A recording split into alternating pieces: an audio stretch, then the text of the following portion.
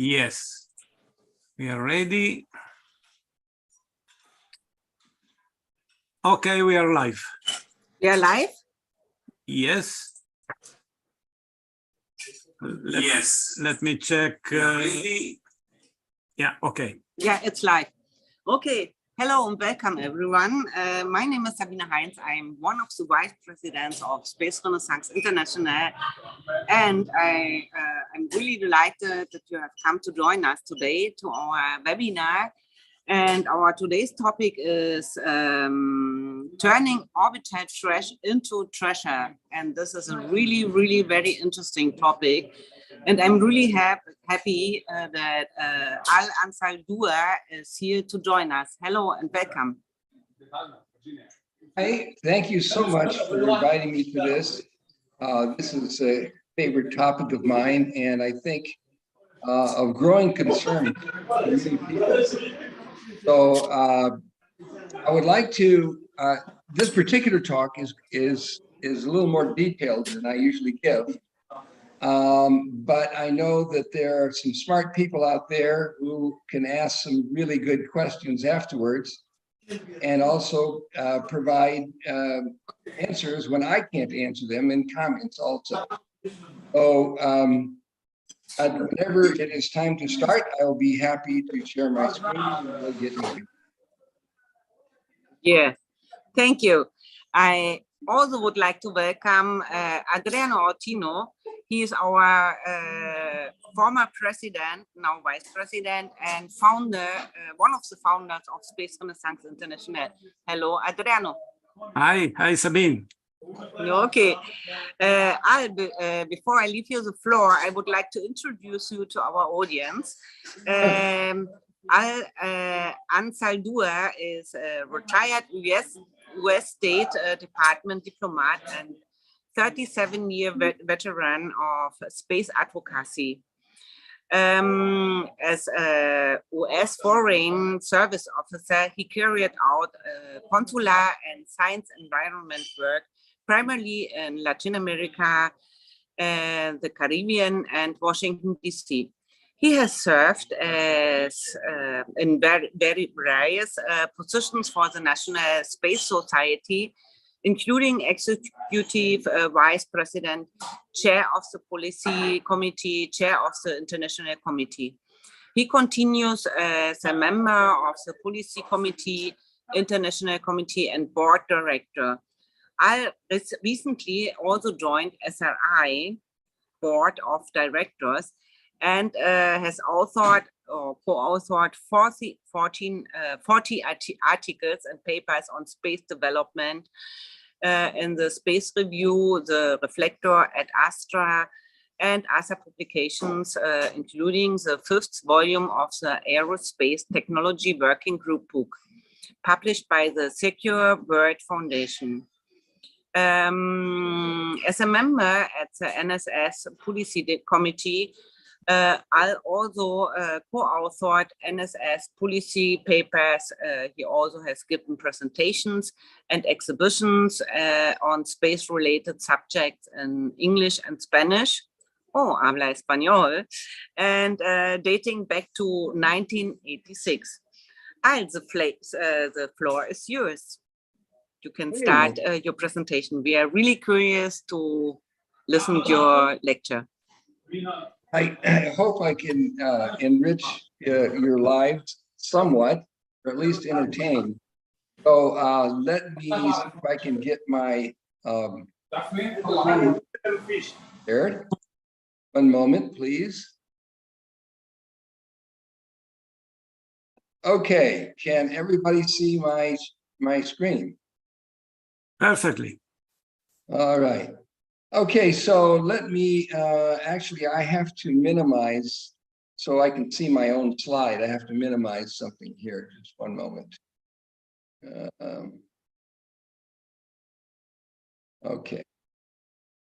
All right, and I understand, Adriano, that someone will be looking at the chats and collecting questions. Is that correct? Yes. We Right. will have all questions we will have at the end of your presentation. at the end of my presentation, please, Yeah, because Sabine will take the question from the chat and propose them to you. So you can. fantastic. I will also, I'd like to note that each slide is numbered. So if the person asking the question could note the slide number, that will help with the answers.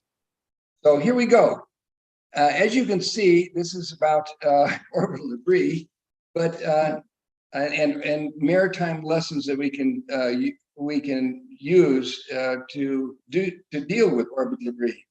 But you'll notice that I have the word orbital underlined. That's because the term space debris has now become very generic, and I've even heard of waste on the surface of the moon referred to as space debris. Also, you'll notice that I say repair and enhancement of spacecraft, and that is because when people talk about orbital debris, very often they only talk about the satellites that are defunct, and they forget entirely that there are upper stages there that have delivered satellites, and those are also out of control and tumbling. But we can do a lot with these things. I see that it's not moving to the next slide for me. Hang on.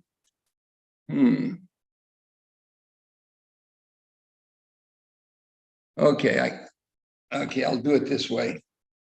Okay, so why is this so important now? I mean, you know, people have been talking about orbital debris for a long time, but now it is becoming, I think, crucial, and lots of folks are waking up. Well, it's because there is an explosive growth in satellites and debris in orbital space. And this is the result of advances in software, miniaturization, off-the-shelf components, and reusability. So, and as Adriana will often talk about, the reusability of rockets starting from 2015 really made a huge difference. So, okay, what is the debris? Well, it is shrapnel and its masses. We're going to talk about both things. There's about 8,000 tons. Now, a lot of these, I would say a lot of these statistics are mushy. It depends on who you ask, but there's at least 8,000 tons of debris orbiting the Earth. And the latest I've heard is around 5,000 satellites functioning, with 3,600 not functioning, and thousands, many thousands of upper stage rocket bodies also involved. Okay, so this is slide 4. You can see that if you look first to the right, you'll see that this is a dated, this graphic is dated. However, it pretty much tells you where the masses are. You'll notice the red line show where the mass of objects are. Now, when you get down to this area, to the far left, you see that this is orbital debris that will not last very long. It will become, the atmospheric drag will take it down. You know, depending on the exact stage of the sun and the exact amount of you know, various factors, it will come down maybe in 5 years or so. But by the time you get to this area here, you're talking about decades. And when you look at this peak from around 700 to 1,000, 1,020, you're talking about debris that could stay up for hundreds of years. So as you can see on the left, in the last 3 years, these encounters have increased between debris and satellites, increased 10 times.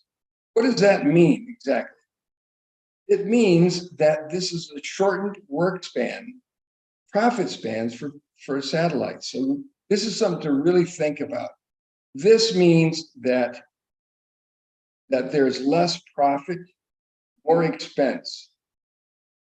Keep your satellites up there.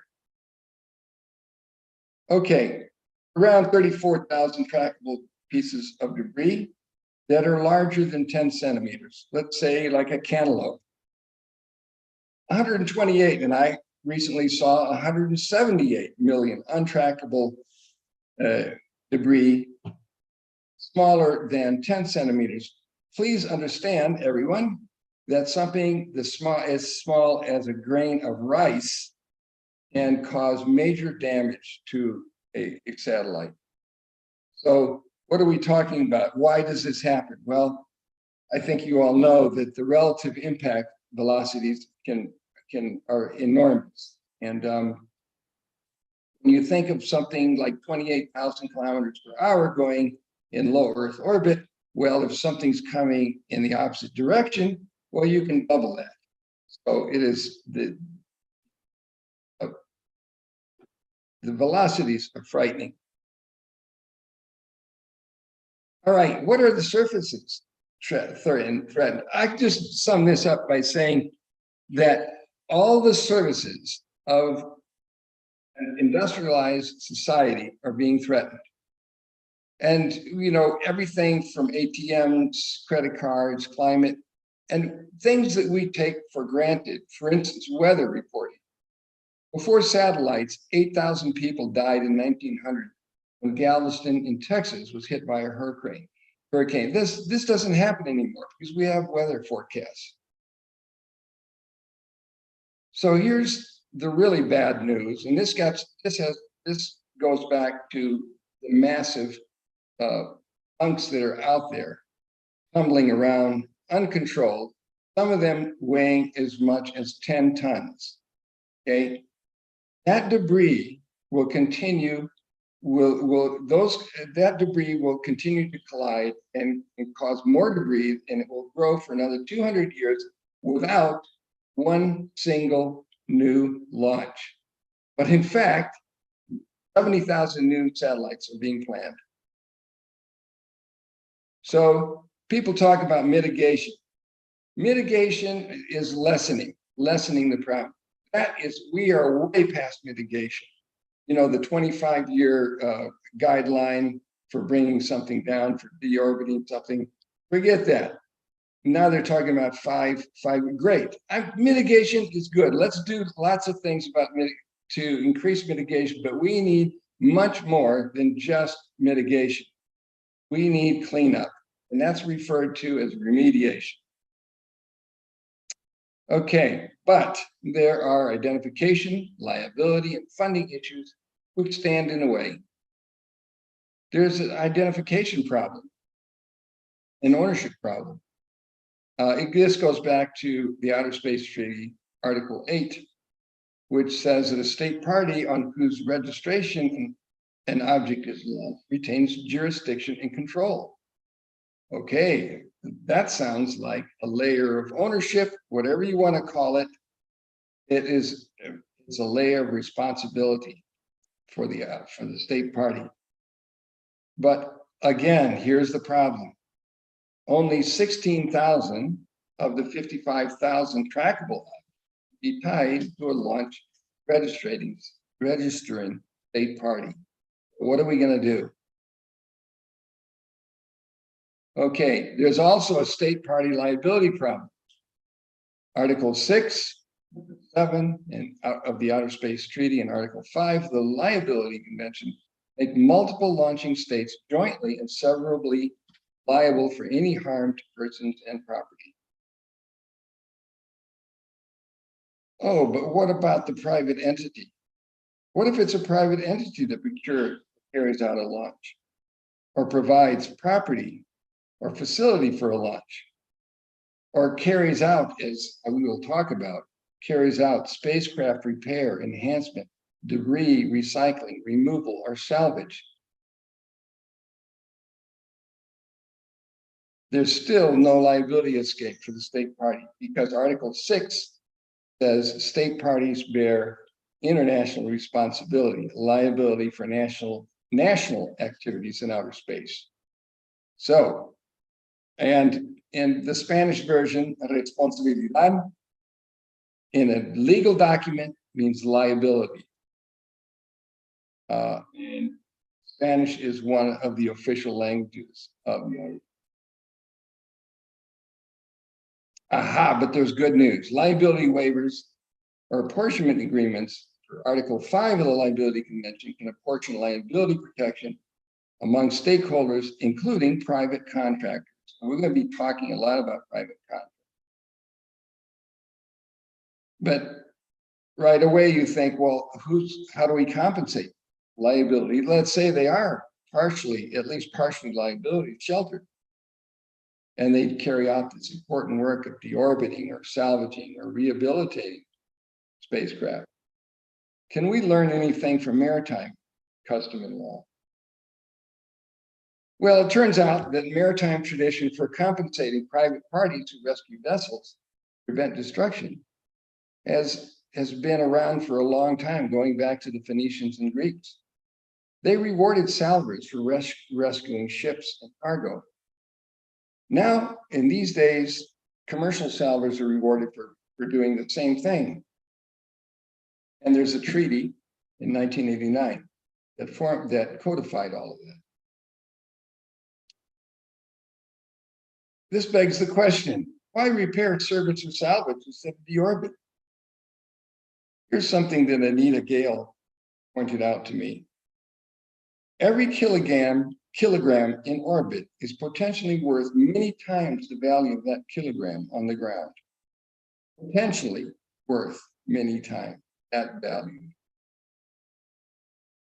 Okay, so we have to sit back and think of the big picture, okay, that is developing. What are the costs and what are the benefits? What is the cost in profits and lost services of not clearing debris? How much is an orbital band free of debris worth? How much is it worth to have satellites repaired, refueled, or upgraded while they're still earning profits?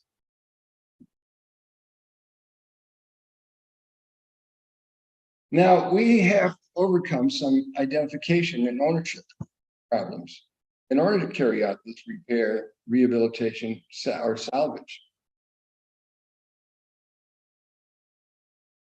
This idea of a space salvage entity is not mine. It's Peter Garrettson's idea.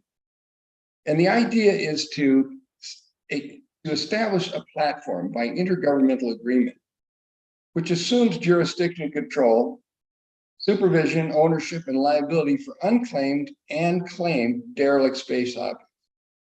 Carries out agreements to license and contract commercial entities to service, rehabilitate, refurbish, repair, whatever it takes to keep something from becoming debris or for taking something that is debris and make it functionable and controllable again. And then it would have the power to sell unclaimed, claimed salvage items at market auctions. Okay. So jurisdiction and control of the space object can be transferred by the state party of registration to the space salvage entity per Outer Space Treaty Article 8 and the registration convention. It then exists as an asset to be sold or as a focus of a hazard to be removed, mutual benefit. And in the maritime context, there's a type of insurance called P&I Club, the Protection Indemnity Club, which is nonprofit, and it's a cooperative type of insurance. There's a call every year, and people put into a pool, throw money into the pool, and if there's third-party liability problem, it's paid out of that pool. If whatever's left over in the pool rolls over to next year, if there's not enough money in the pool, there's another call for some more. So the idea is that it's not for profit, and it acts as also a clearinghouse for information. So to incentivize all of this, the space salvage entity could create a statistical calculation of risk for every trackable piece of orbital debris. Okay, put it on a rank ordered leaderboard of object intervention liability risk, become the basis for insurance costs. State parties and P&I clubs would pay very close attention to these leaderboard statistics. And this has been done, this type of leaderboard thing has actually been done by several entities to some degree. Okay, here's something that's crucial. We mentioned again, you know, where all this is low Earth orbit, and I don't want to ignore geosynchronous orbit and mid orbits. However, this is where the most acute problem is taking place. So there's as I mentioned before, 8,000 tons, right? The three biggest players who have put that money, that tonnage up there: the Soviet Union, now Russia, United States, and China. They need to take care of it, right? Even under the geopolitical climate that we have, it needs to be done. So this collaboration, there's an idea, there's a new NGO called Three Countries Trusted Broker. That has representation from the United States, from Russia, China, as you can see here. And these folks are offering to be the trusted broker to carry out this three-party removal of these massive pieces of orbit. So this is a to move. Okay, I have something on my screen that I had to move to see this, but they would work, as you can see, through the UN COPUS, the Committee on the Peaceful Use of Space. And there would be this firewall here is so that, let's say China wants something removed with cooperation, but there's sensitive, the actual piece that needs to be removed has sensitive information connected to it. Well, China would be able to use this trusted broker here with the information, and this trusted broker would not share it with Russia or USA. They would share only what is needed to actually help bring down, not the sensitive information. Be walled off, and that's what that firewall is all about. So getting back to a space salvage entity is basically a platform to enable multiple actors to collaborate, state parties, and private companies to collaborate in a market to dispose of, salvage, or repair derelict objects. Okay, so now we come to another issue, funding. I think I heard it from a Russian delegate first, the idea to establish a multilateral, transparently operated international trust fund. It's good to, I trust you know, most of you know anyway, that the space economy is reaching almost $500 billion. Not all of that is commercial, but a lot of it is. And if you just tacked on a 1% end user fee for commercial satellite services, you know, I don't think I would notice it. I don't think most people would notice it unless it was actually itemized, but it would raise billions of dollars for the fund annually. So that's just one way to do it. And there are various other ideas out there for raising money. Most people don't like taxes, though. Here's another idea: cap and trade, orbital debris cap and trade, an international multilateral market-based system to reduce creation and spur the cleanup of orbital debris by creating a financial incentive to do so. So there would be a cap, right? At a certain time, you can't have any more orbital debris, but you could purchase credits through market from entities that are removing orbital debris. So you can't do it yourself, but you could purchase the credit for it. And eventually you can do it yourself. Anyway, that's the idea, general idea. Okay, it is important to understand that this is already starting. It's already happening. The space logistics mission, when I say it, I mean the extension of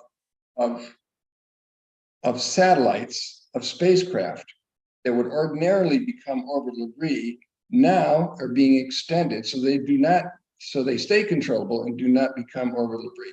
This is already happening. There are 2 space logistics mission extension vehicles that since 2020 have put on pods on satellites to provide continuing propulsion and pointing control. And so now those satellites are still up there happily making profits for their owners and not becoming free. And there are a lot of other actors now getting started. Here are just some of them. This was from a live demonstration back in 2021. I would guess by now there's at least 24, probably more, of these people involved in the orbital debris space or orbital debris recycling ecosystem. And these are just some of them. I'd like to point out before leaving this one that Newman space, each one of these has a different angle. Newman space is taking debris and using the metal for ion propulsion. Cislunar is looking at recycling. Astroscale is doing all kinds of other things with other companies, and these are other ideas. And some of these would be useful, possibly for smaller debris. Here's some more. The Eddy vehicle is very interesting. I don't know if Joe Carroll's on this, watching this, but he was involved in this. It does not use propellant. It moves along using the electromagnetic line, the magnetic force field lines of the Earth, and that's how it can move, like debris. And you can read all about it.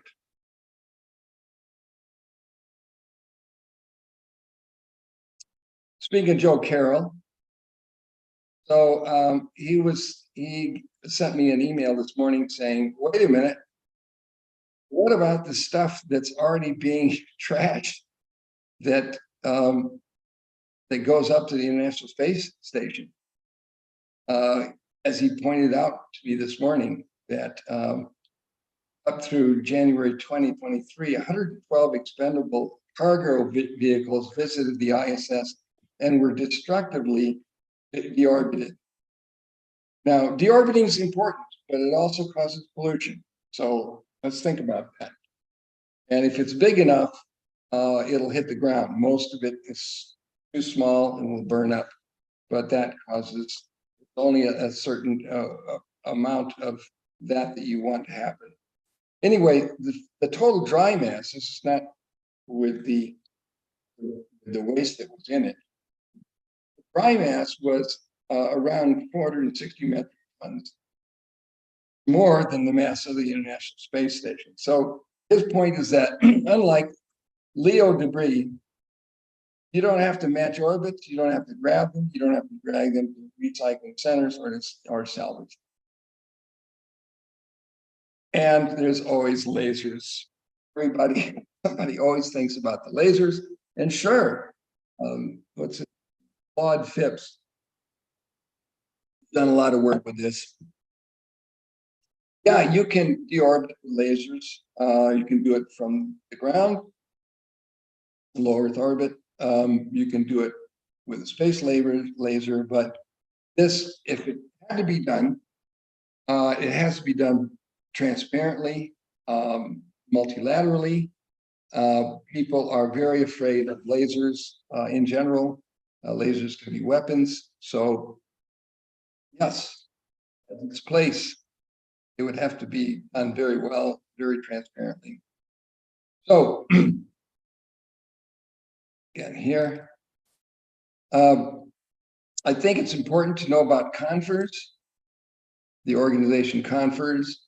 CONFERS was initiated in 2017 by DARPA, the Defense Advanced Research Projects Agency, under the US Department of Defense, but it is now a self-sustaining entity, independent. It is registered as a not-for-profit corporation, and it is open to all stakeholders interested in doing something about orbital debris. So these are some of the 61 CONFERS organizations. You can see Airbus there, that's a big one, Maxar, and others. So some of these, and some universities like Florida Tech. So we have an organization, a blanket umbrella organization now that can foster cooperation and collaboration between all of these.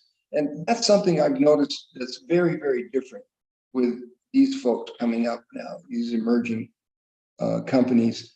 There is a lot of collaboration, and this is something new.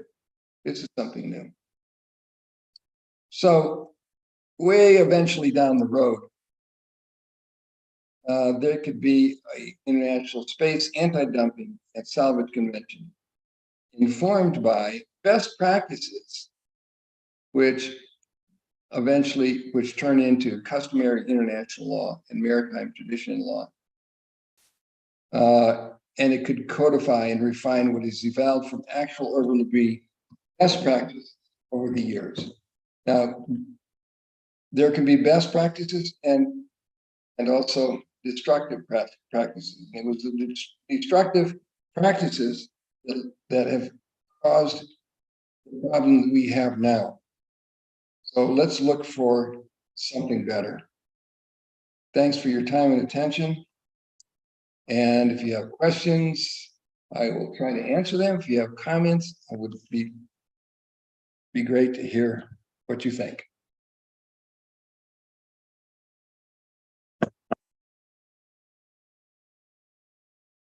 Thank you very much, Alfred. Very, very interesting presentation. Yeah. So we have one of our attendees is Chuck Dickey. I hope I pronounce it correctly. His name, Chuck Dickey, said, given the legal, political, and economic hurdles to debris remediation of massive derelicts, international cooperation is the most fundamental criterion for success.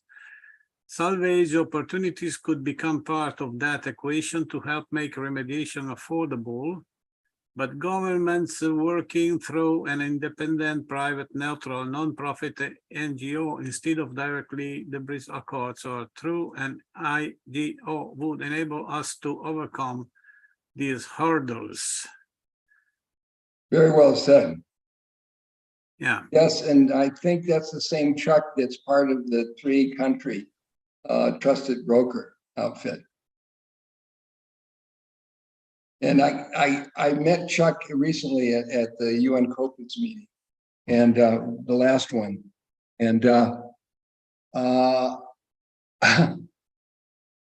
I wish him well because this idea, somebody's got to do it. If it isn't done, it's going to cause problems for all of us. And I'm thrilled to see that there is a representative from China and also one from Russia involved with this three-country trusted broker outfit. So Godspeed to you, Chuck. Okay. Alfred, could you stop sharing so we can see each other? Sure. There we go. Okay, we're here. So I don't know if Sabina is back home because she was outside before and she was traveling, and okay, however, when she will be here again, we can she can. Okay, I think we need I need more light here, but yeah, you're a little bit obscured. yeah. Just a second, let me see. Yeah, yeah.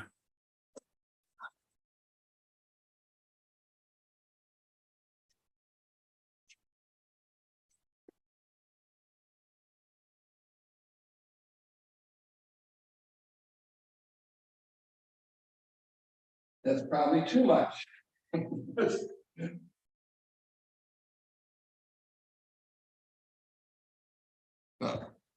Okay. All right. Yes. So no, I would like to. Yes. I would like to ask you something because you know, there was several slides that to me they were a little bit too much in a legal language and therefore a little bit hard to be understood when you talk about liabilities and responsibilities and all these kind of things that yeah, I know that legal matters are always difficult to understand for non-lawyers. Okay. Yeah.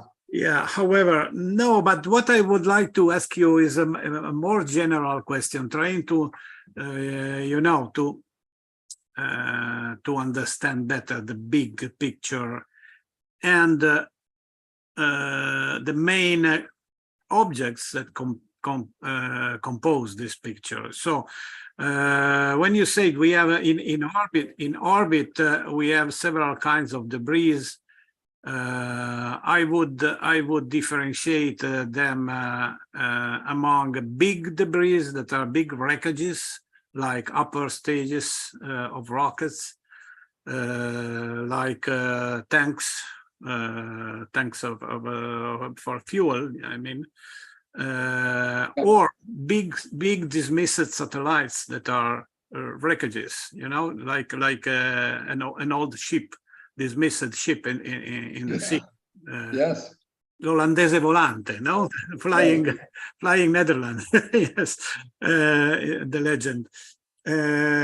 So these are big objects that I think it should not be such a terrific matter to catch them, to disassemble them, and to reuse their materials. I think it will be only the matter will be to pair their velocity, to reach them, to grab them as they were asteroids, you know, to mine, to be mined, these wreckages. And to do that, the only, but it's not such a simple problem, will be the legal problem, because maybe they are still property of someone that doesn't like that a proper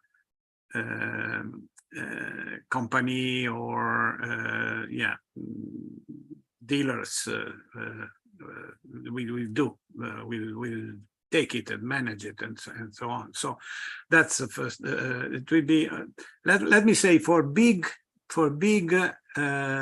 wreckages, the problem will be mainly a legal problem, not the technical problem. I think it can be overcome, not Well, easily, but it can. Can I respond to that? Just that part? Let me just mention the three Okay. the big sub-assemblies, let me say.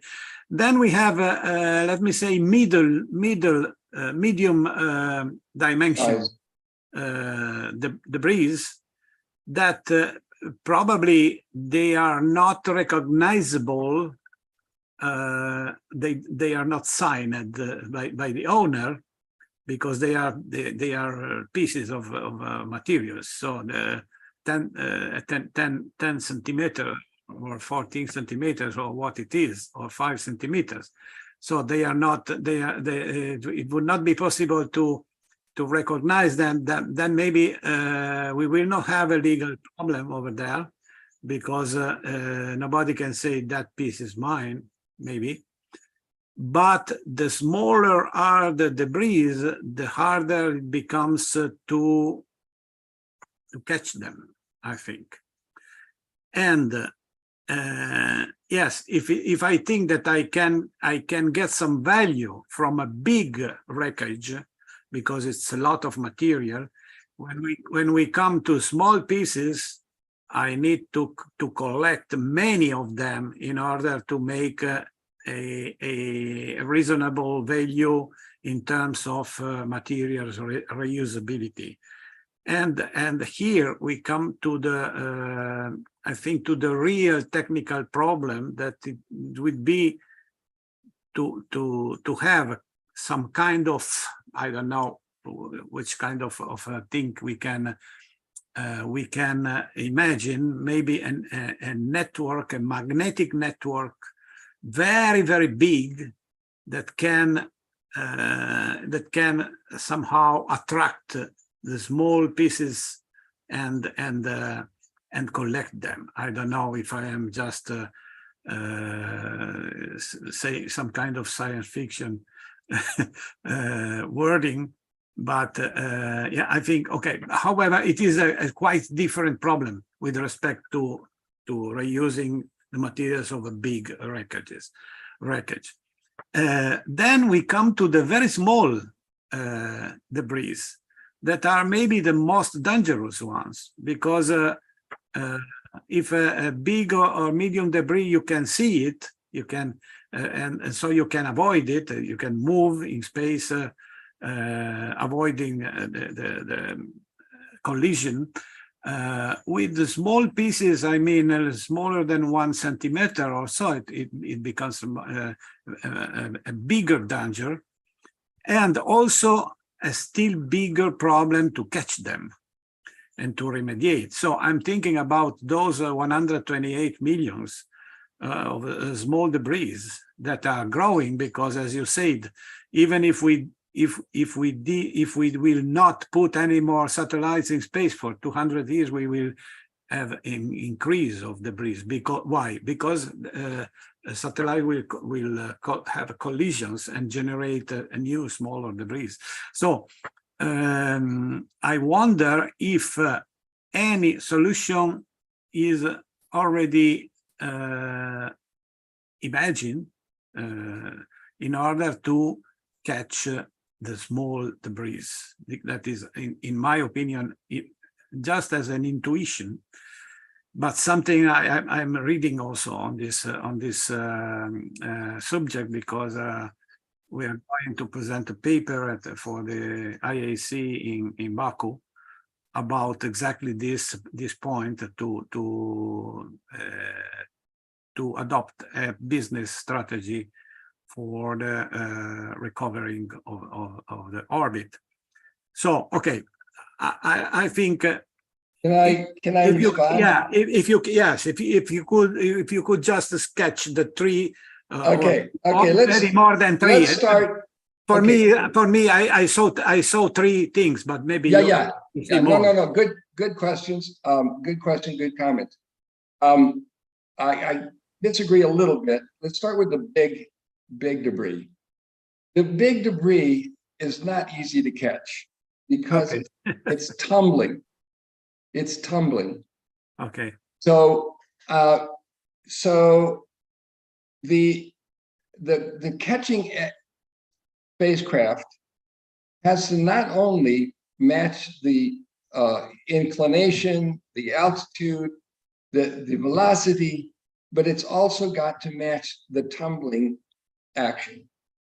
Okay, or at least to some degree it has to, or use some sort of mechanism to stop the tumbling somewhat. Now, you probably know about touchless technologies. There are electrostatic, you know, in the old cathode ray tubes, you probably remember from your childhood when you had TV sets, there was this cathode ray tube Yeah. that was an electron gun, right? You're an electronics guy. Well, the idea behind one type of touchless technology would be to use electrostatic forces to slow something, to slow the tumbling, to slow the action, to attract if you need. If one side is relatively, if you're using electrons to make the object more electrostatic, and you so the catching spacecraft is more positive, well then you can attract that, right? It has to be done very delicately because these things are tumbling so wildly. But there are ways to do it, and the Europeans have a bunch of other ideas that have to do with harpoons and throwing a net over things. But one of the big flaws is that that's good for maybe one big item, but to keep launching rockets and using up fuel to go from object to object, what you need is something that can go from object to object, at least when you get to the medium-sized ones. You need something that won't use fuel. And that's where the EDI comes in mind, the electrodynamic debris eliminator that it was on one of my slides, that uses a current going through a ribbon, basically, that then moves by moving along the electromagnetic field lines of the Earth. So, as you know, the Earth is like one big magnet. So anyway, point is that, yeah, okay, big debris tumbling. If you deal with the tumbling, you've got it half made. The legal situation, yes, the big stuff usually can be identified, and it's not that big a legal problem, because if you have an agreement like the three-country or a mechanism like the space salvage entity or the three-country trusted broker entity involved, then with the space salvage entity, at least, responsibility, the state party responsibility can be transferred, and this has already happened. This already happened with two British satellites that went to China. What was that? 1984, I think. And then some years later, with this responsibility of state party responsibility was transferred again to China.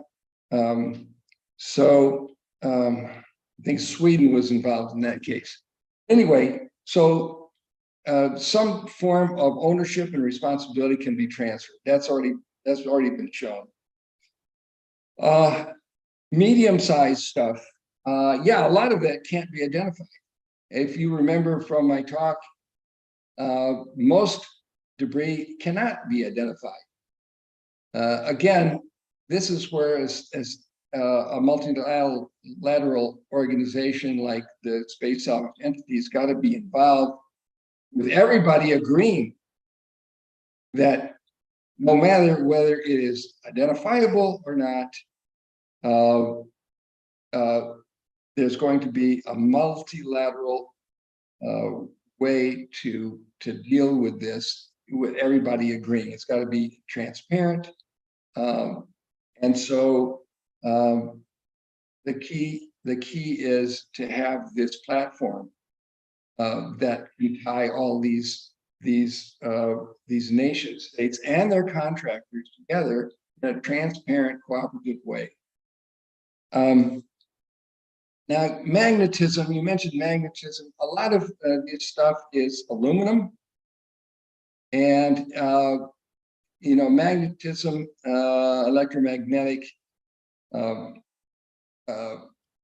magnetism produced by a spacecraft can be used to some extent, but because aluminum is not like steel, you don't have the same capacity you would with steel objects. So that's something for iron objects. So that's something to keep in mind. The small stuff, I agree, is really super dangerous. I like to think of it as shrapnel. And as I mentioned before, is something as small as a grain of rice can cause, can knock out a solar panel. Something the size of a pea could kill an astronaut, could puncture a vessel. I mean, it's kind of, the velocities are so fantastic that this really is a big problem, a huge problem. But there is a company I know of, I can't think of them right now, but there's an emerging company that has this idea of something that looks like a big catcher's mitt.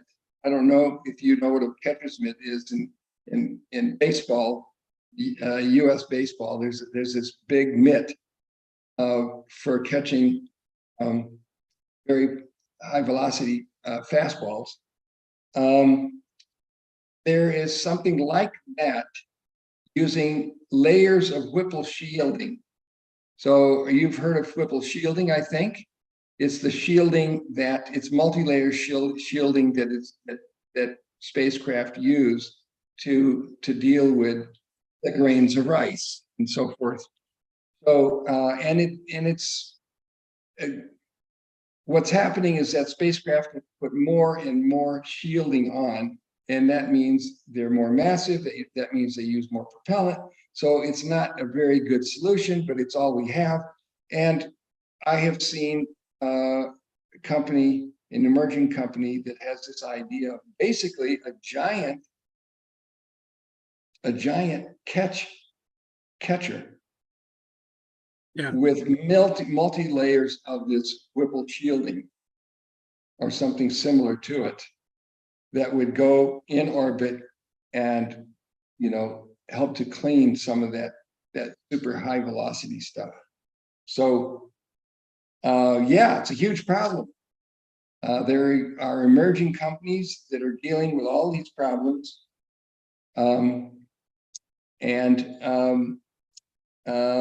Most of them will fail, but some won't. And, some won't. And in the meantime, I think that companies that are desperate for orbital bands, you noticed in the one graph I showed, from about 600 to 1,000, those are the orbital bands that are most useful, and especially for sun synchronous orbits that go over the poles or near the poles, from about 70 degrees to about 100 degrees, especially from 95 to 100 degrees. that's a very crowded, but a very useful orbital band. So what would a company pay for a really clean orbital band that they wouldn't have to worry? They could leave their satellites up there without the worry. You know, you saw the slide that showed that it is 10 times now more frequent to move something out of the way to keep it from being smashed by a piece of orbital debris. 10 times that will increase. That will increase to 15 times more frequent, 20 times more frequent, until it becomes so intolerable. That means there's lost profit. Every time that that company has to use precious propellant to keep it from being smashed by an piece of orbital debris, that means it shortens the lifespan of that satellite. So it means money. They're losing money. And the more orbital debris that's up there, the more money they're going to lose. But in the end, you pay now, you pay more later. You pay now and you pay more, or you pay more later. There are ways to finance this. No one likes taxes.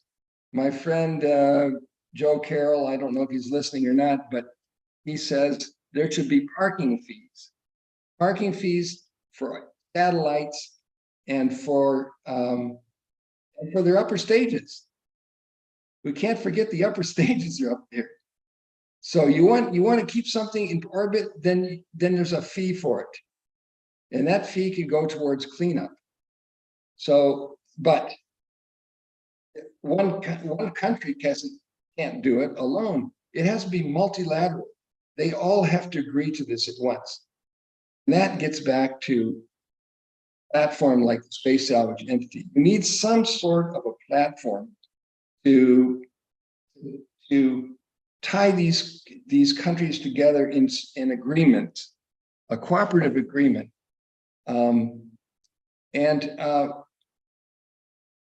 It's not going to happen.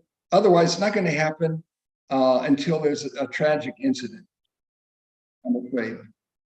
So let's hope it doesn't take a tragic incident with a lot of finger pointing at politicians. Why didn't you take care of this before? But I see there's hope happening. There are emerging companies, and I think we should all help facilitate it. So yeah, I have another question that is still, let me say, a physical question, because it's hard to understand the real consistency of the problem. Yeah, we have 128 million debris in orbit, and that is terrific. However, Earth orbit is very big. From LEO to GEO, 36,000 kilometers. There is a lot of space around Earth. So my question is this. Yes, I know that there is a higher concentration of debris in the between LEO and so between 250 kilometers and 1,000 kilometers, more or less. So it is the lower Earth orbit, and then maybe another high concentration in the medium Earth orbit or something lower, but certain concentration. But my question is this: since I think the great majority of the small debris are produced by collisions, are these debris some way going ahead in a kind of a swarm? I mean, there are clouds of debris, or they are, however, expanding and is a very, very rarefied debris environment, let me say. Because if they are going in swarms, I think it's a little bit easier to catch them with a network big enough, no, or something like that. I don't know which kind of network, of course, but I think it would be easier. If they are very small things, thousands of kilometers distant one each other, then it will be almost impossible, I think. Yeah. So what is the reality? I'm trying to find some hopes, you know, to find Yeah. some better conditions for us. Well, okay.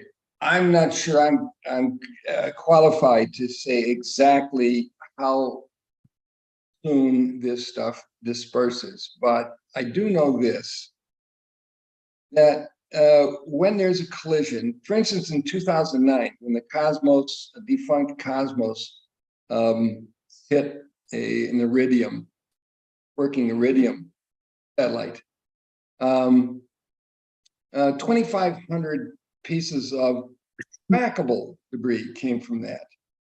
God knows how much untrackable debris came from that. 2,500, and it spewed. When these collisions happen, they don't all just spew out in a linear fashion. Some spews, you know, some degree at higher altitudes. Some spews out at a lower altitude. Eventually, the stuff at the lower altitude will deorbit, you know, depending on the size of the original altitude. But it does spread out, in fact. And I really can't answer that question. Maybe there's somebody online here that can answer, you know, give some sort of a formula for how long it takes to spread out at a certain altitude. But at every altitude, it's different. Every altitude is different. By the way, that you said there was a lot of space. We'll get back to altitude in a minute, but the 2009 Iridium collision with Cosmos is really interesting because in 2007, 2 years before, the vice president of Iridium said, was asked a question at a conference. The question was, what are the chances that one of your satellites can be hit by a piece of orbital debris? And his answer was 50 million to 1. 50 million to 1. And 2 years later, he said, I believe in the big sky theory or concept. There's a lot of space out there.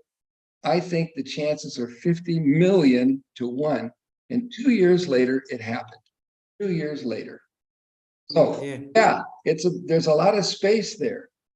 There's a lot of space, but there's a lot of debris also. Yes, Yeah, it's true. Sorry that I entered again so late because I was on the way home. But yeah, but I will listen to your lecture because this topic interests me so much because yeah, I think it is very important to think about this. Sean Case is asking, do you know of companies working to recycle in space? He knows that is a challenge still. Do you know of some companies? Well, yes, I actually showed, I think, three slides that show the companies that are working to recycle. Cislunar, I think, is more fixed on recycling, whereas other companies are more fixed on, and I should show you that Cislunar slide because it shows all the other companies that they're working with. But there are other companies that are more interested in putting pods on satellites, on working satellites to extend their mission. So I think there are plenty of if you just look at Cislunar, they are collaborating with, I think, at least 6 other companies.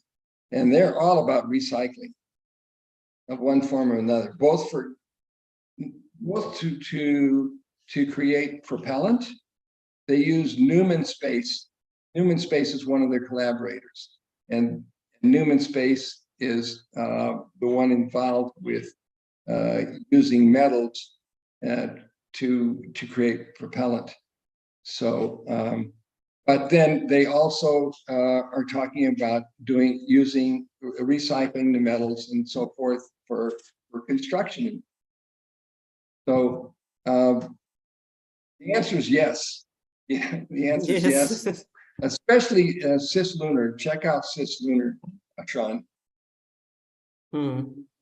Somebody wrote that only with the upper stages that are in orbit, it would be a very big value to be used to build infrastructure, to build space infrastructure. Yes.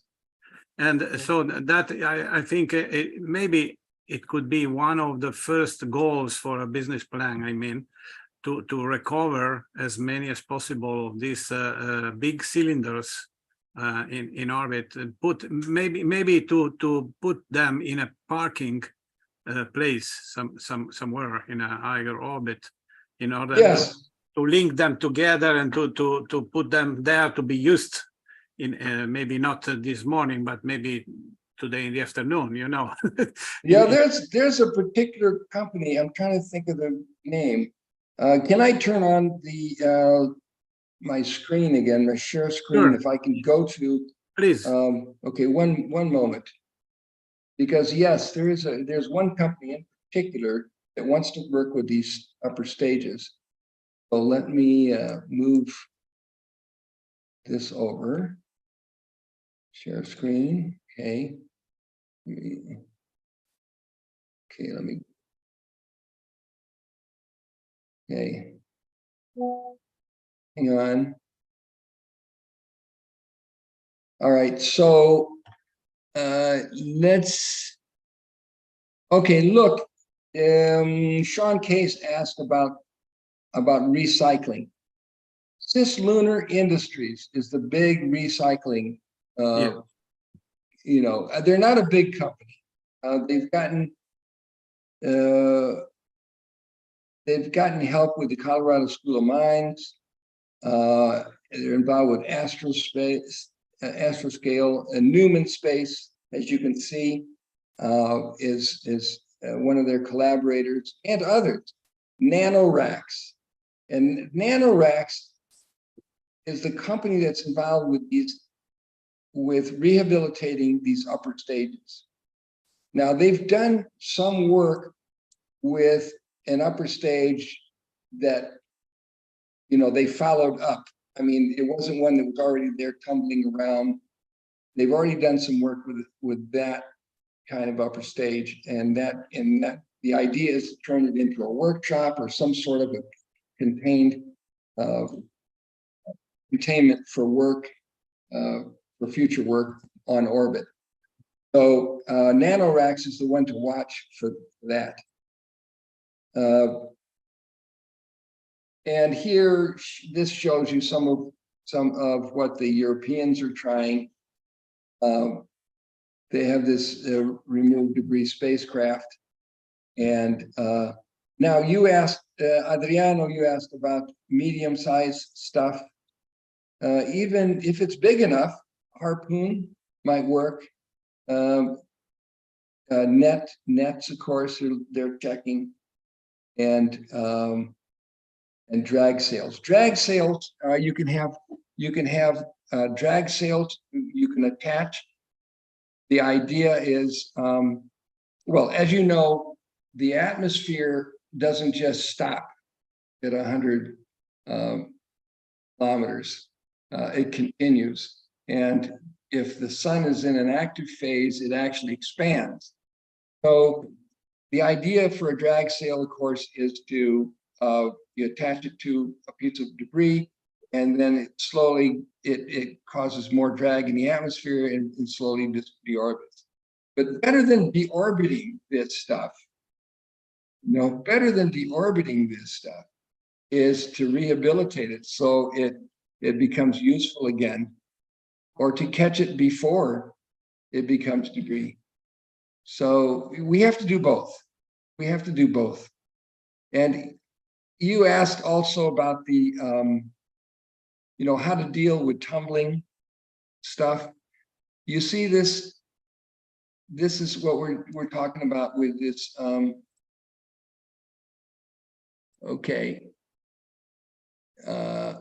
talking about touchless technologies, to deal with, you got electron transfer here, so that helps to deal with the torque, to keep it from tumbling as much. You can also use it to attract and to repel. So you can do a lot without touching it. But the main thing is to stop the tumbling first. So these tethers, terminator tape and terminated tethers, these are pop-out tethers. This is for deorbiting again, but you don't want to deorbit everything. Here on the left, everybody, you were talking about what to do about the smaller debris that's going at these incredible speeds. This is just one idea. It's a big net. You see that piece of debris is actually a lot larger than what you need to deal with. You need to deal with even much smaller stuff, size of a pea, and so forth. So, but the same idea. It's the same idea. This does not take propellant, by the way. Again, it works with the electromagnetic lines, field lines of the Earth, so you can move it around that way. So if you look at same way with the Eddy vehicle. So I hope that good helps to clarify Excellent. some of it. Now we will let Sabine now to read some questions from the audience. Okay. So, because there are many questions, Doc Pyle is asking if metallic debris is to be repurposed, how might economic value be assigned to an individual raw mass source material? And he also asks, and if it is nationality provenance cannot be determined, would it be available as free salvageable mass to be repurposed? Okay. Repurposed. So yeah, yeah. Sabina, I was speaking all the weekend in Spanish, so now my English is gone. Shall I repeat it again? Okay, there was two questions, and these are from Rod Pyle, who I know. Okay, the first one had to do with market value, I think. Could you repeat that again, slowly? So he is asking if metallic debris is to be repurposed. Purposed, yes. Yeah, repurposed. How might economic value be assigned to an individual raw mass as source material? And the second question was, and if its nationality provenance cannot be determined, would it be available as free salvageable mass to be repurposed? Okay. All right. So I think the first question has to do with market value for a second. And again, this gets back to the space salvage entity. The value, what someone's willing to pay for it, depends on what they're willing to pay. So, so if it's something repurposed, it's got to have some value in its repurposing. Okay, so if we're talking about a structure that could be used, metal that could be used for space for instance, a sun, a solar satellite. Okay, then it becomes very it becomes very useful. It becomes very useful if we're going to be putting up solar satellites. And now, as you know, China and the United States and other countries are very interested in helping to solve the energy problem by bringing clean energy from space with solar power satellites. Well, would it be less expensive to use the metal that's already up there for the satellite, to build the satellite? I think so, rather than launch more. So again, all this stuff has to shake out in the market and what we're trying to do with it. But especially these large assemblies that are being planned, and some of them for above LEO, this metal can be useful not just to be made into propellant, but to be made to assemble various things. So I'm not sure if I answered that first question that well, but what I understood of it.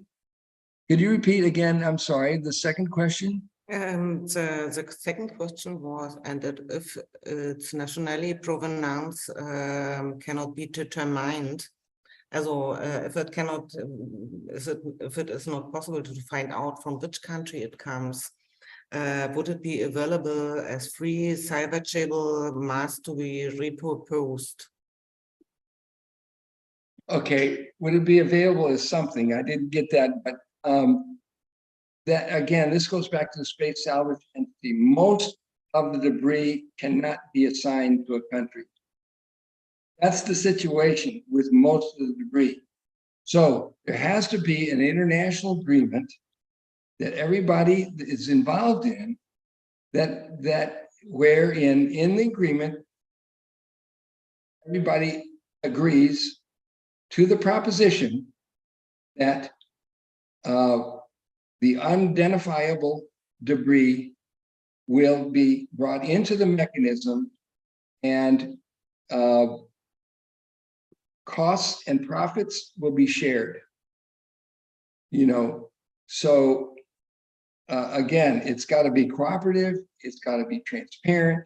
Whether it's identifiable or non-identifiable, really both situations can be dealt with. If it's identifiable, it's probably massive, right? So it's a lot of the smaller stuff that's not identifiable now.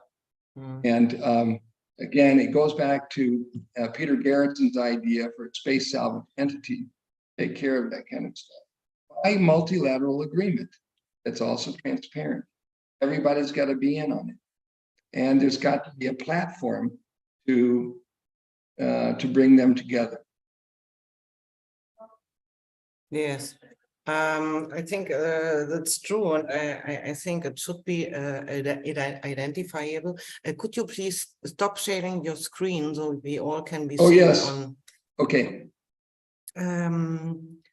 I think it should be identifiable, and maybe we should think about a kind of insurance that they pay for it before they send something into space or something like this. Dennis Ribeiro is asking, what is the role of the European Union?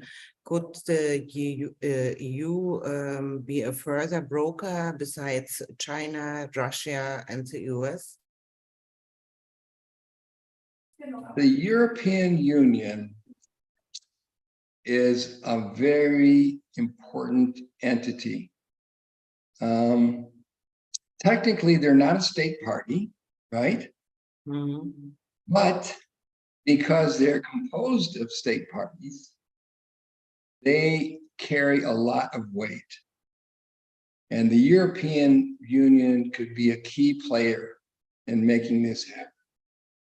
Yes, I think the European Union is key here. Yes. I'm sorry I didn't mention the European Union already, but yes, very, very important that the European Union be involved. Yes, we are doing a lot of effort here in Europe, to play a certain role. And but many devices of ESA and other organizations are working on space. So yeah, we had also Professor Renz here talking about the rover on Mars. So we have many devices on space or cameras and whatever. So yeah. Adriano, do you have any more questions? Because in the chat are many comments, but no more questions as I can see. Oh, well, no, no, I think we have the big problem of the space, the orbital debris is a little bit more clear now after this lecture and the discussion and the answers by Al. I think that maybe we could start to see a possible business plan. That I think that for what I have understood today, the first business will be selling risk mitigation. To satellite companies to say, look what you will miss if we don't mitigate the problem. So let's invest to mitigate the problem. That's it's not exactly a tax concept, but however, it is to be seen as an investment to mitigate the risk and to prepare to a bigger business, because of course the second element for a business play could be to recover the upper stages and fuel tanks and use them to build some of the new space stations, the new orbital stations that are planned with habitats and environments and so on. And then producing fuel from metals, that would be very important too, because producing fuel in space is something that we expect it will downsize the cost of any space mission, because reusability already downsized the cost of the launch. You remember the shuttle cost was $54,000 per kilogram. And now with the reusable rockets, we have about $1,000 per kilogram. And when we will have a fully reusable launch vehicle, the Starship, the cost is expected to go down even more to maybe $100 per kilogram. And when we will produce fuel in space, then maybe it will cost like now to fly on in air with an airplane. So that will be the point where really the industrialization of the Earth orbit and of the cislunar space will really kick off, because at that point we can send people to work over there. And because the cost of each seat to orbit will go lower than 1 million. That it was what Jeff Greason in maybe in 2017 in his speech at the ISDC. I don't remember if it was 2017 or later. Jeff Greason said that manned industrial activities will become possible when the cost of a seat to orbit will be less than 1 million. And that will be only possible when we will have fully reusable launch vehicles and so on. Then maybe we will start to see really the business of debris reutilization and so on. So yes, and last, of course, producing powders for 3D printing, because the future orbital industry will produce pieces for satellites, for spacecraft, for a lot of things. And so we have workshops, in orbital workshops, to produce parts and products and many products and so on. So recovering the materials from the dismissed satellites and the space debris and orbital debris will be very useful to produce powders for 3D printing, recovering, separating metal from plastic and all the things, and to have a reprocessing settlements in orbit. So yeah, I think I can't wait to see this thing to happen. Yes, To start exactly. I don't know how much time we have left, but just to mention a couple of things you mentioned or comment on them. Risk mitigation being yes, you're very wise to say that. How much is a clean orbital band worth to a company, right? Yeah. You sell the risk, the lessening of risk. I think that's going to definitely be a product. So, and I know there's an emerging company that's already thinking about that. The metal in the fuel, it technically would be a metal going to become a propellant, because as you know, a fuel is something you burn. There's a technical difference, but the idea is the same. If it becomes a propellant, I said fuel, but I mean propellant. Yes.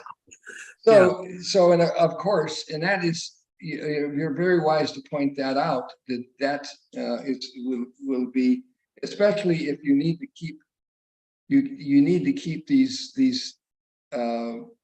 catcher satellites or spacecraft going, moving.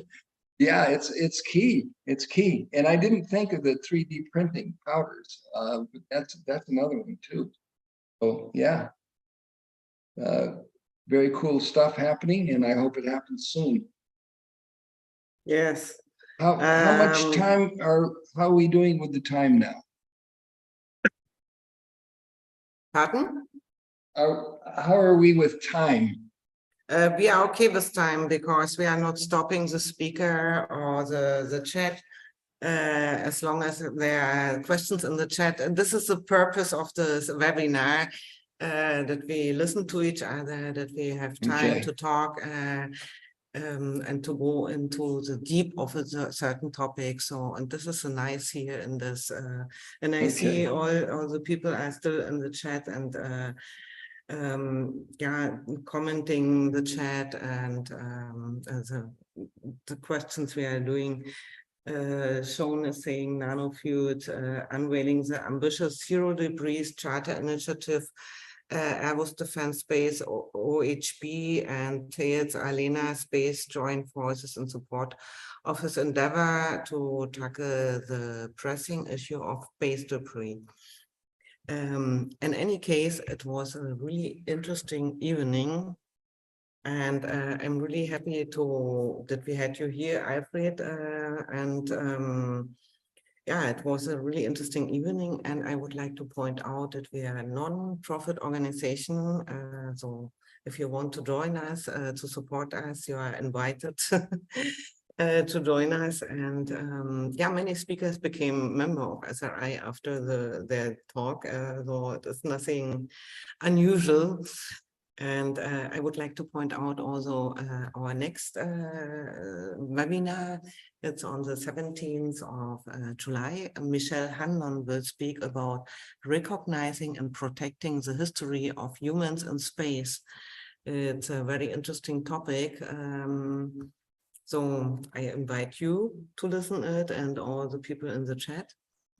Yeah, I wish you all a nice evening. It's been a pleasure. Yeah, it was a pleasure for us to have you here. Thank you for coming. Now, as a last thing, I would like to re-advertise our 18 SDG initiative.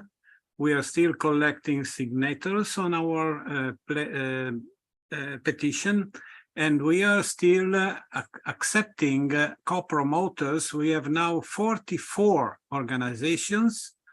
There are space advocacy organizations, there are educational entities. We have 2 space agencies, very important. Now we have Mexican Space Agency and La Reunion Island Space Agency that subscribed to support our our initiative. So I will put now in the chat where you can sign the proposal.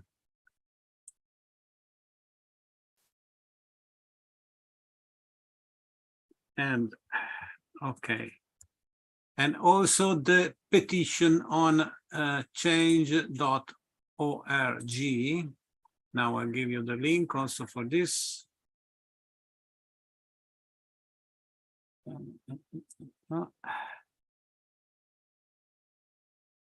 Here we are. Okay, so you have the link to subscribe as a member of SRI if you like, and if you like what we do. We are making these webinars since 2 years now with regular 2 times per month, the first and the third Monday of the month. And we have a lot of very high profiles talking about their specialties, their knowledge, and so on. And we always discuss everything from the point of view of civilian space development and space settlement and expansion of civilization into space. So we add some kind of philosophical and political discussion around the scientific, technical, and legal matters that we are discussing in this webinar. So I think it's a very worth thing to do, and we have a lot of people appreciating it, and I hope you will help us. Joining SRI as a member is not expensive, and for us is really a great value. So yes, thank you very much. And not to forget, we also have artists in our organization. I'm an artist, and yes, we have also artists, scientists, engineers, philosophers giving their talks. So we try to build a bridge between art and science, and it is for all interested people too. So we want to fascinate people for space. Okay, I thank you so very much, and I wish you a nice evening, and I hope to see you in 2 weeks on the 17th of July. Okay, bye. Bye.